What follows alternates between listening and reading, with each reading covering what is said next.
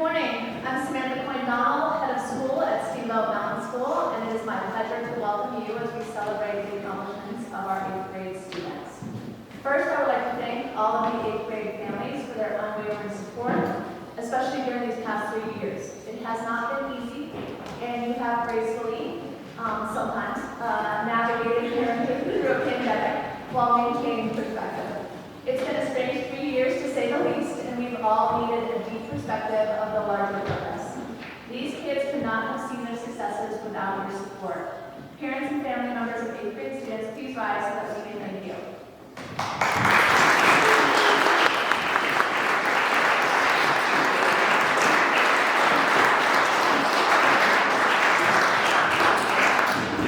I would also like to thank the SMS Board of Trustees, represented today by our board chair, who is a graduate of Lowell Whiteman Primary School and Steamboat Mountain School, and a current parent of now 3 SMS children.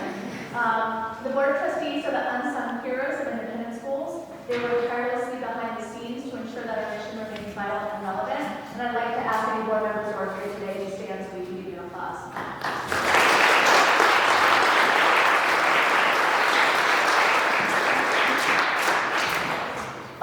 I would like to recognize the Emerald Campus faculty and staff. This year was exceptionally difficult as we were constantly hit with injuries and illness. And through all of it, our faculty and staff demonstrated grace and flexibility to ensure that our students continue to have an exceptional learning experience. Faculty and staff, please stand. Let's take a moment to give thanks and recognition.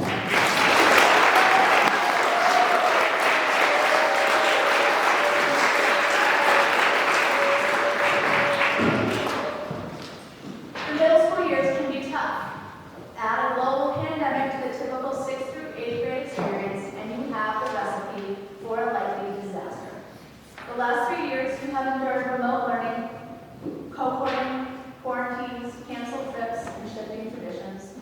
The depth of your reflections, though, yesterday during their speeches captured your impressive ability to put the last few years in perspective. Eliana remarked that before entering middle school, and this was pre-pandemic, by the way, she braced herself for what she expected to be the worst experience ever.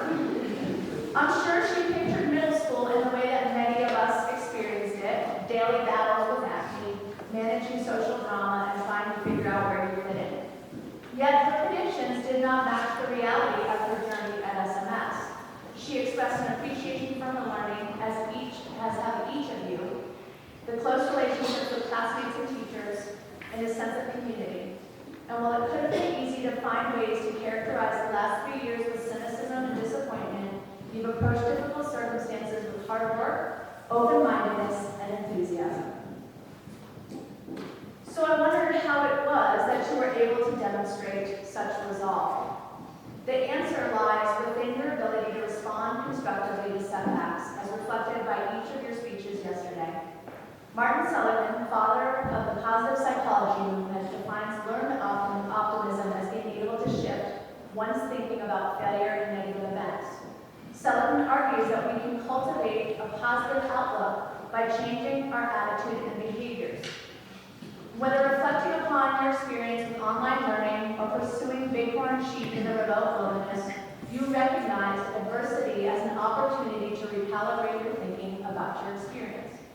Challenging moments were seen for what they were: fleeting moments of difficulty that gave way to new learning and eventual success. You saw the value of losing a lacrosse game, the difficulties inherent to a language barrier, and the limitations of Zoom. Each difficult moment allowed you to acquire a new appreciation for the wins, being able to communicate with someone or asking your teacher in person for help. Beyond optimism, you persevered through difficult times because you had one another. You described the SMS community in your class as a family. Throughout the year, it can be easy to lose sight of this sentiment. We saw you squabble and bicker like siblings. We witnessed your playful teasing, which on occasion crossed the line. Likewise, we saw many moments of generosity and kindness, and when you pulled together to offer your collective support, you produced your best work. Ultimately, you had each other's back. You rooted for one another's success during round tables in Doug's math class. You recited lines with one another to learn Shakespeare. You offered your talents in mixing beats, 3D printing, woodworking, and problem solving. And even when you griped as individuals about reading the invention of nature, collectively, you not only completed the text, but then designed and delivered a collaborative artwork and podcast that exhibits impressive comprehension and teamwork. You've completed your middle school years during unprecedented times. As you launch into the next stage of adventures, I stand alongside you today, feeling hopeful that you will take advantage of the opportunities that await you. The world needs your optimism. I'd like to ask the first speaker to come on up and present a certificate today.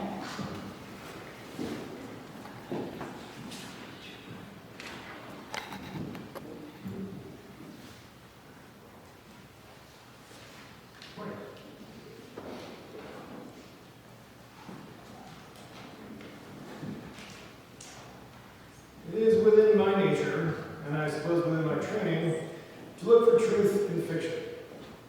Had I written this speech with the same graduate a year ago, my mind would have quickly turned to a Catcher in the Rye. Although originally written in the 1940s, Salinger's novel captured a feeling of social unease that resonated still with my generation when I was in middle school.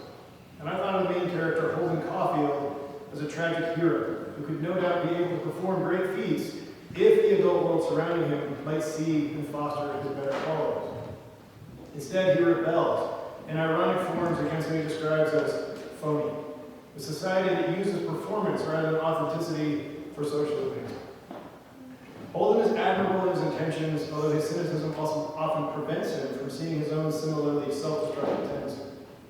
And indeed, this graduate has, during much of his time at SMS, presented as something of an enigma, always on the cusp of greater fulfillment, but masking his hesitancy to follow through.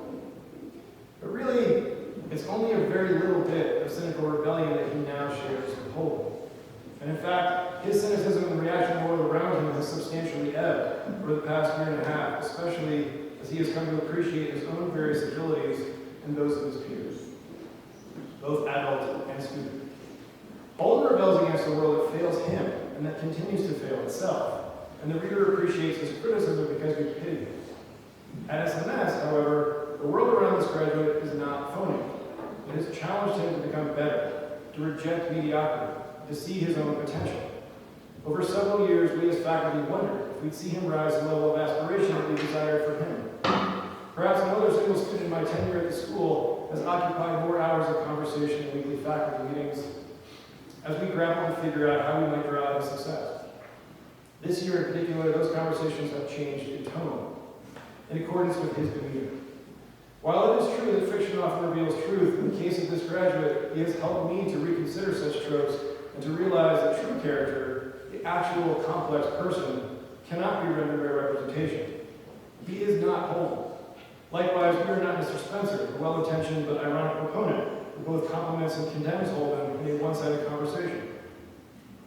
Instead, this graduate understands and appreciates the best aspects of the school and the community for himself, because he has done the hard work needed to find success in complex ambitions that he did not believe, or perhaps did not want to believe, that he could achieve in years past. Granted, you may need to look closely to see the distinct changes, as he tends to be subtle, understated, and still hesitant to overtly embrace accomplishment. But the notable wrinkles of his smile at the edge of his mouth are now consistent and authentic. He has a twinkle in his eye, and you can see the wheels turning in his mind as he thinks through and enjoys challenging concepts, asks questions, and formulates solutions, even when, especially when, they do not come easily and would certainly have frustrated him in the past.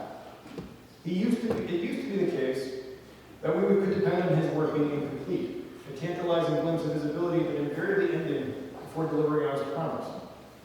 He should read Catcher tonight. I'm sure that he'll like it, in part for the ways in which countless teenagers identify with his main character, but more so because, unlike most people his age and older, you will also surely see how he is no longer like Holden, that he is far more brave and more reliable. He's the only one who showed up an hour before the 7-8 Science Symposium last week to carefully arrange the crackers into a neat, aesthetic display on the tray so as to appeal to parent guests. Holden would have shoved the crackers in his own pocket and left. He volunteered to sing with his classmates in front of the entire school during his last French performance of the year. He hadn't been learning the guitar since he had his own array of violin-related responsibilities, some assigned, but most he sought for himself. He wanted and took the opportunity to contribute to the larger performance alongside his friends, unafraid. Most people didn't know that he had volunteered, since he didn't tell them. He just asked to do it, realizing the benefits for himself, and he was given the chance by teachers who appreciated his willingness. He has likewise completed engaging, thorough writers, both of fiction and highbrow analysis, which demand an audience and have caused me to smile at their insight and recognition of how vastly he has progressed. I used to wonder if he read my edits at all. Now he seeks them. He is happy. And as his middle school experience draws to an end, his happiness is certainly warranted, born not of the false bravado of cynical mockery. No, he is not a phony.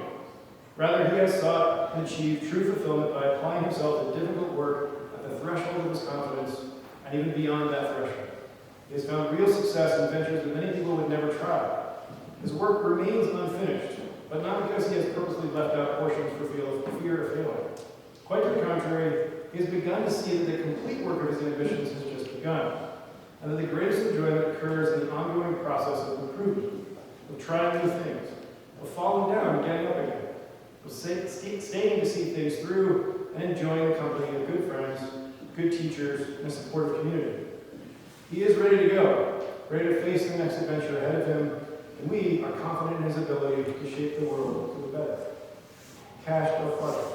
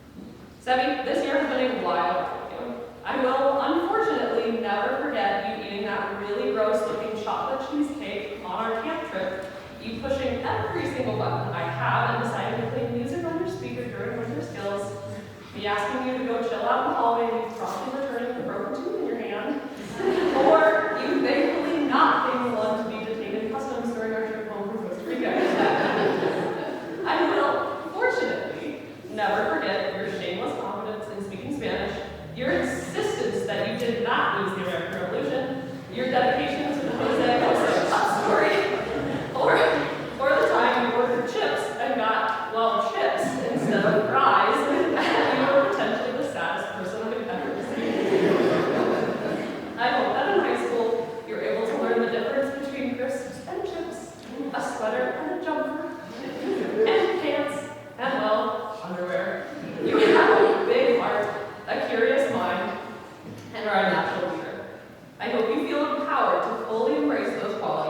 we move on from the Emerald campus.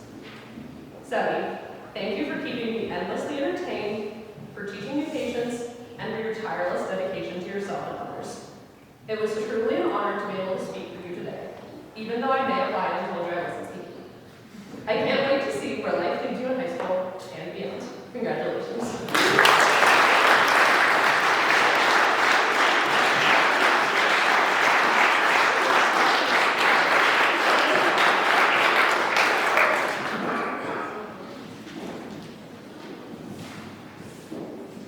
I like podcasts, and Brene Brown is a favorite. My family is constantly listening. When thinking about the class of 22 and this graduate, I found the following quote particularly fitting. Healthy striving is self-focus. How can I improve? Perfectionism is other focus. What will they think? I've taught at several high schools and coached at several more. It always struck me at the tail end of a year how incomplete the glimpse I really got in my students. A 9-month arc is not much to go on, and without context, how do you really know what direction that arc is bending towards? At SMS, I am rewarded with a different perspective. For context, I have taught this graduate 3 years. College. Those years, in such an identity-defining time, offer a much broader view of their arc, and I have taken notice. This graduate came into middle school as a 6th grader. Our cohort began the year with a challenging hike up to 3 Islands Lake, wending through the aspens and waist-high ferns we stopped regularly to braid the thick patches of thimbleberries. Back in the classroom, she immediately demonstrated her academic intent. She worked hard and strived for perfection. I appreciated her efforts, but I pushed back with feedback and critique, hoping to raise expectations and mastery. My initial challenges were met with her frustration. Then we all disappeared to our houses and screens for that life-ending shift in 2020. In a weird sort of way, those remote months acted as a sort of dog years for maturity. One Friday, we were dealing with a kid, and on Monday's Zoom screen, we find her all grown up. Last year, she seemed less interested in perfectionism, which was encouraging. She stayed away from the fray, put her head down, and looked inward.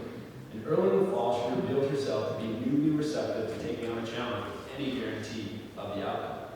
She took on a major role in a movie edition of Shakespeare, memorizing lines, green screening it, and even negotiating dialogue during a stint of remote learning. The result was a solid performance and demonstrated how she had learned to move out of her comfort zone. This year, she has continued to define her art by internal, self-driven motivation, and she's become increasingly fluent in the process. In math, she's met every challenge head-on. During Roundtable, she's emerged as a de facto leader, navigating the toughest of problems for her peers and demonstrating grit and resolve all the while. Her poise earned her a coveted semester award in math, evidence of her growth and resolve. In one telling instance, when reviewing a math midterm exam, her maturity presented itself again. She had missed points on a certain standard, which frustrated her peer as it tainted her near perfect average. Instead of arguing for additional points, she calmly asked what was incorrect in her algorithm and how she could work to master those steps.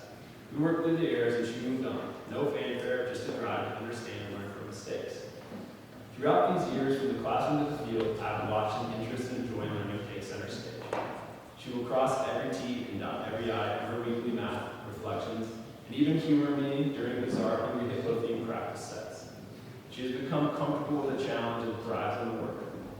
I'm not the only one who has noticed. Josh, I've been so impressed to see the growth and maturity over the years. I've known her since elementary school, and she has always been very charismatic and appealing to her classmates.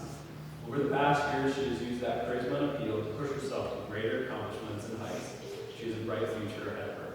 Jed, her presence in the classroom has remarkably progressed over 3 years. She is comfortable with herself, thoughtful of her peers, productive, and dependable. No longer concerned with how her insights may be criticized, she now pushes her assignments to find new and engaging ways to express her insights. And she seeks feedback with quiet and determined humility, understanding that she can always improve and wanting to do so. Carrie, I observed her taking on a sort of DIY learning in art. She is pursuing an art project that takes skills that she really is mastering outside of school. She will watch videos, master the skills, and create these amazing pieces. I mean, did you see the Elephant Ball trophy? I have seen your art bend inward towards calm confidence. You are striving for your best and know that it will only be measured by your own high expectations. I'm also excited to see your art bending towards the world too. As you noted in your final science podcast, always be determined to keep an open mind and learn from your mistakes as you go out in the world. We are all excited to see your potential continue to soar as you take on challenges in the classroom and the field at the upper campus. Congratulations, Eliana.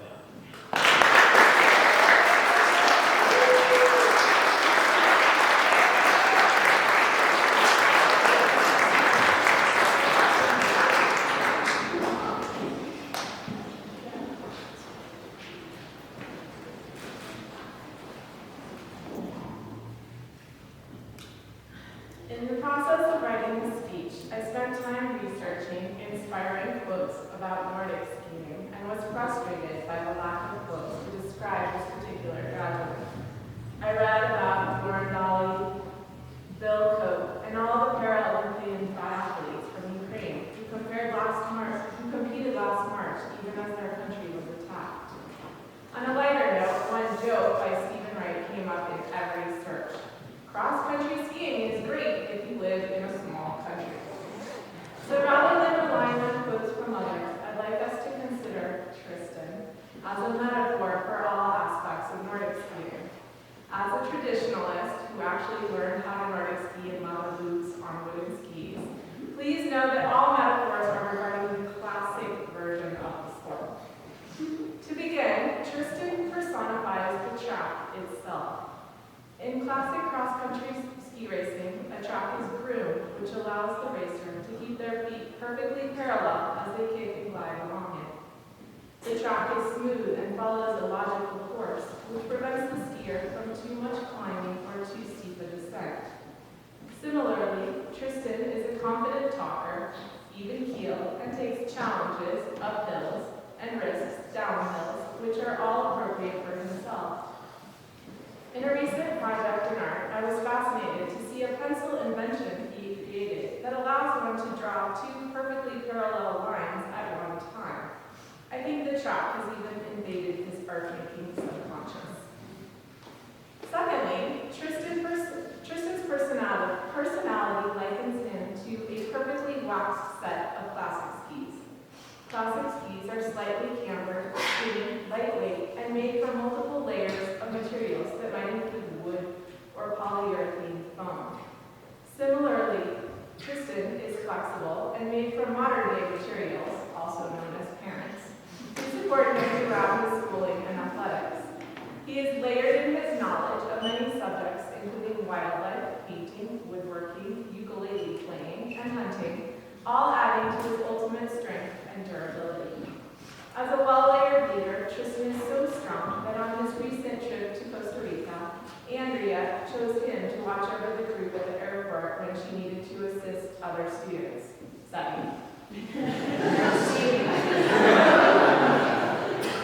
Tristan is also the binding and the boot, the crucial devices that link the athlete to the skis. As steamboat people, we've probably all seen the bumper sticker that says, "Free your heel, free your mind." Tristan is a free thinker who, as an 8th grader, has grown independent, able to positively influence his peers while not being overly drawn into whatever antic may be collectively popular at the moment. Especially in the last year, he has become thoughtfully committed to his ideas and values while still always willing to listen to others and be open-minded with these discussions. The poles are the final important part of any complete classic ski gear package. In classic skiing, the athlete must learn how to balance their weight correctly between the skis while gliding along on their individual path, and to use the poles for both support and to propel oneself forward. Tristan's friends, teachers, coaches, and parents are his poles.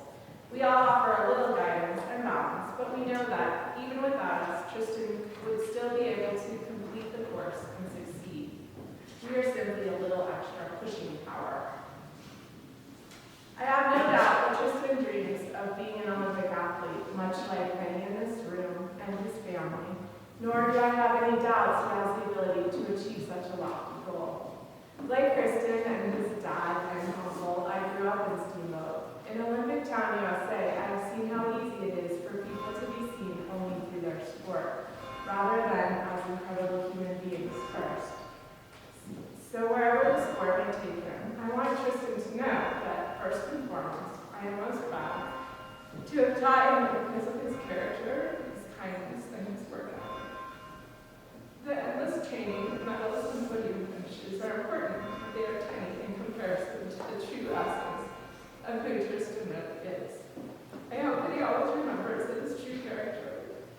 incredibly gentle, kind, and friendly human. It is what we all appreciate most. Congratulations.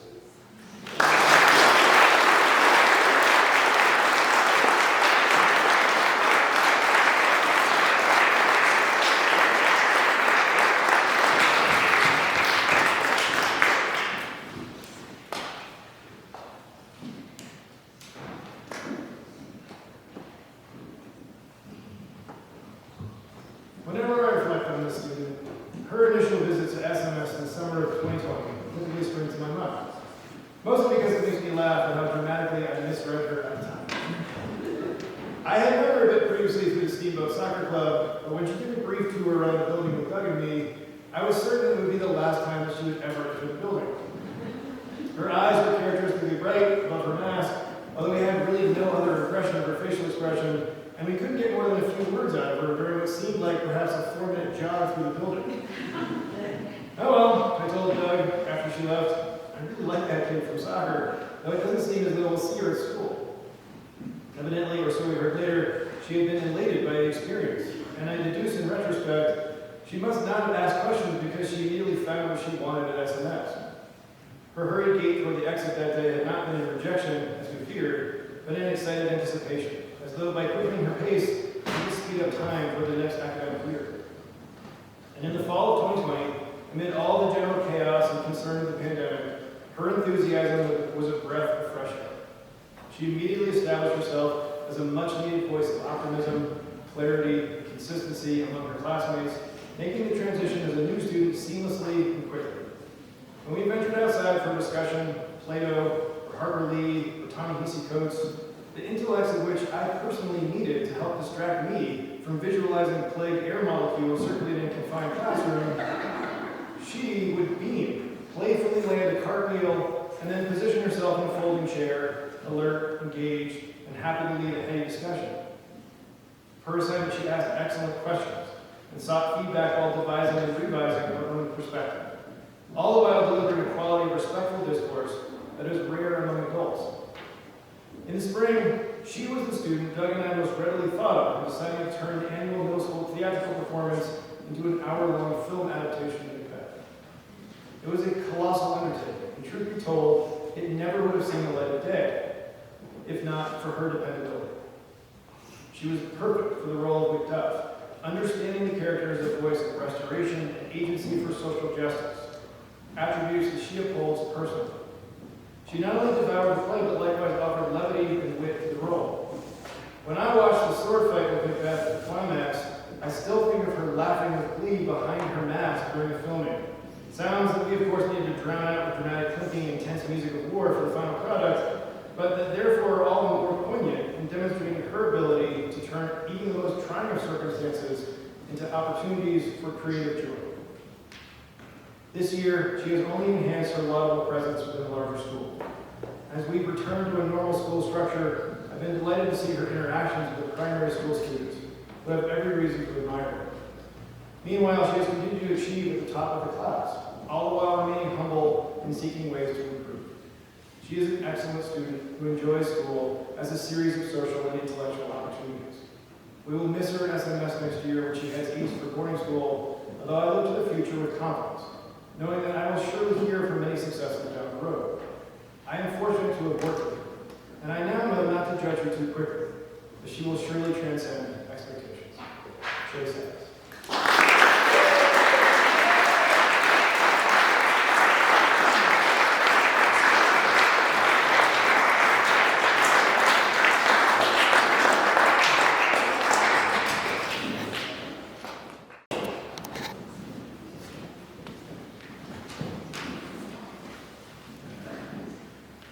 Welcome, listeners. I'm your host, Doug Davis, back for another edition of It's Graduation, our annual special edition podcast. This is my personal favorite podcast of the year, a time when we dig deep into the stories of academic and personal growth.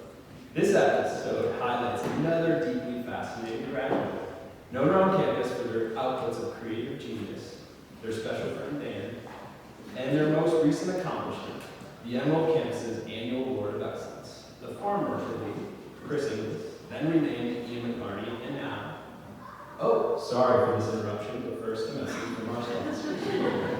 Study. Try it for yourself. Try it with friends. A simple hour a day will keep Doug away. Reflections. It's math, but we write it. So much to love that you won't be able to keep it all on just one page. And Beats by Dre. When I was your age, the doctor just rapped. Thanks, sponsors. We couldn't put this together without you. Enter promo code GradSpeech2022 for discounts at purchase. Cue intro music. Wait, is it in your head? Try something more electronic, not so This American Life. Something like, okay, you got it. Our journey begins in a humble yurt, Winter Skills circa 2019. Inside the canvas sweatbox, there is a cacophony of sounds. An errant speedboot hits the wood floor with a thud. A sing-along blasts across the large common room, while the smell of smoky wood stove and starchy pasta envelops us, masking the funk of days-old socks in their showers. Our hero sits on a lumpy futon, sunburned and in a daze. When we're warned earlier about cleaning up his bag, overflowing with detritus, he barely raises an eyebrow. Too much other important business to attend to. But now his focus is apparent. The contents of his bag now cover the frosty deck of the earth. Doug having recently hurled them out the door in disgust. I warned you that was then and this is now. Fast forward 4 years. Go quick over those 2+ agonizing months of remote learning. Ignore the several hundred used up K&M5s. Mark the passage of time. Instead, imagine that same kid is running the show. Just last week, his genius takes center stage again as he megamixes the entire 7-8 cohort science podcast. His touch is on everything, from the slick QR codes to the rich walnut stain of the continents on our newly completed map project. He is as much a part of the culture of the school as anything or anyone. A leader so respected, he needs no introduction. That is why it's so weird that I will always remember him as the bad guy. Well, that needs a little context. Rewind to pre-COVID, but just barely. Billie Eilish just cleaned up at the Grammys, taking the win in just about every category. In math, we wrapped up our first podcast challenge, and our hero emerged as a raw talent. The ensuing Doug challenge, should he choose to accept it. In soundtrack, reverse engineer the song of the year, back. No cheating, match the instruments, find the beat, repeat. But before you can extend a challenge of such caliber, it is only fair to know the potential of your pupil. Before said challenge, I knew of his eccentric nature, artistic flourishes, and willingness to push the envelope in oddball challenges. By that, I mean I was made privy to his YouTube channel. Reveling along with all 22 of his subscribers, I became immersed in the backyard sledding adventure simply known as Dan. The films highlight his brother and off-collaborator, Will Arthur.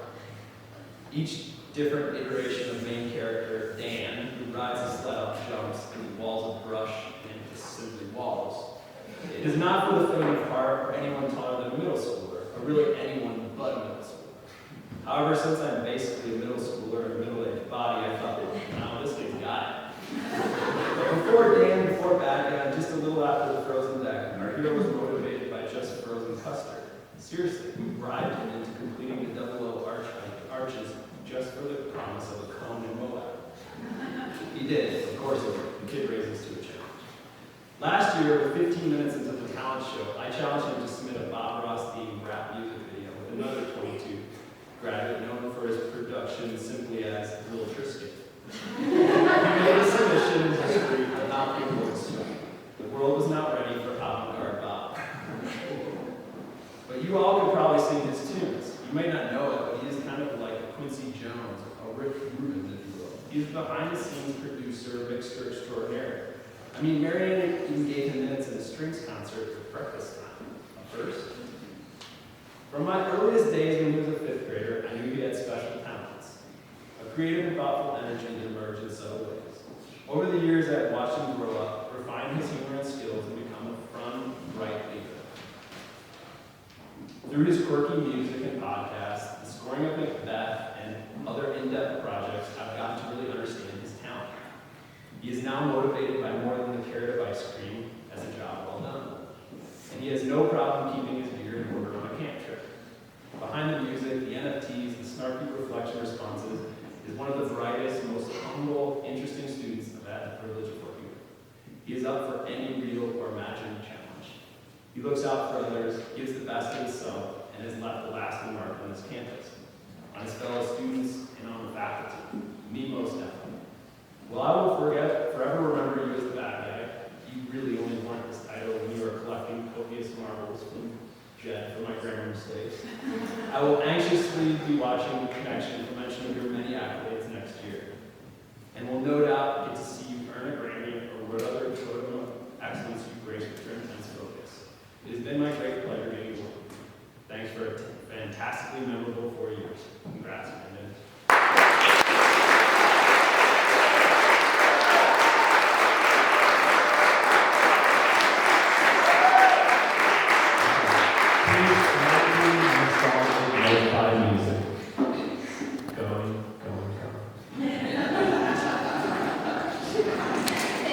Thank you everyone for helping us celebrate this rite of passage for our 8th grade graduates. After students recess into the fellowship hall, 8th grade students, families, and guests, we invite you to a small reception in the fellowship hall. Students, you will return to your classroom. And now, before we recess, I'd like to present Steamboat Mountain School's graduating 8th grade class.